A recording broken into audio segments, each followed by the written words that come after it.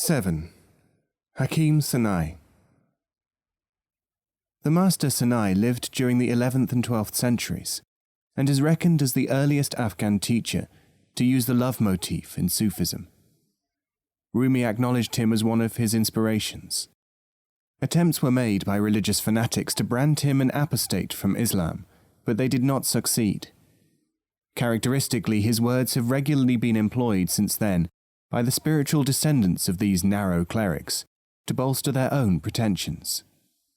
By a quite familiar process, when Sufi terminology and organization had been adopted by religious enthusiasts to the extent that the distinction between the Sufis and these superficialists had been blurred, the fanatics tried more than once to claim that Sanai was not a Sufi at all.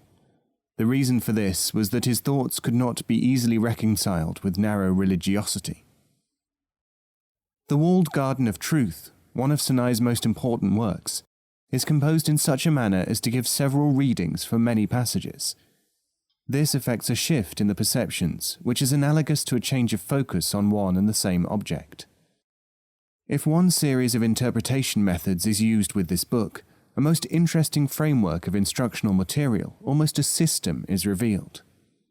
Sanai is also known for his Parliament of the Birds, which is, on the surface, an allegory of the human quest for higher enlightenment. His dervish songs represents the lyrical presentation of Sufi experience. Man asleep. While mankind remains mere baggage in the world, it will be swept along as in a boat asleep. What can they see in sleep? What real merit or punishment can there be? The Sealed Book. The human's progress is that of one who has been given a sealed book written before he was born. He carries it inside himself until he dies. While man is subject to the movement of time, he does not know the contents of that sealed book. Levels of truth. What appears to be truth is a worldly distortion of objective truth. Means and end.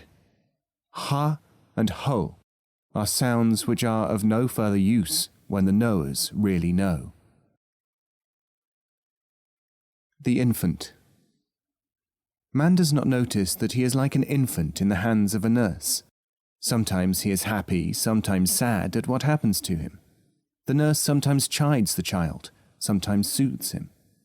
At times she spanks him, at others shares his sorrow.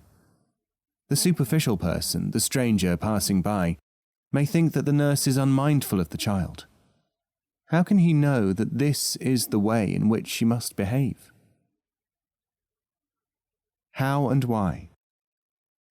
The essence of truth is superior to the terminology of how or why.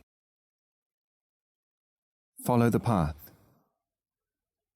Do not speak of your heartache, for he is speaking. Do not seek him, for he is seeking. He feels even the touch of an ant's foot. If a stone moves under water, he knows it. If there is a worm in a rock, he knows its body, smaller than an atom. The sound of its praise and its hidden perception, he knows by his divine knowledge. He has given the worm its sustenance. He has shown you the path of the teaching.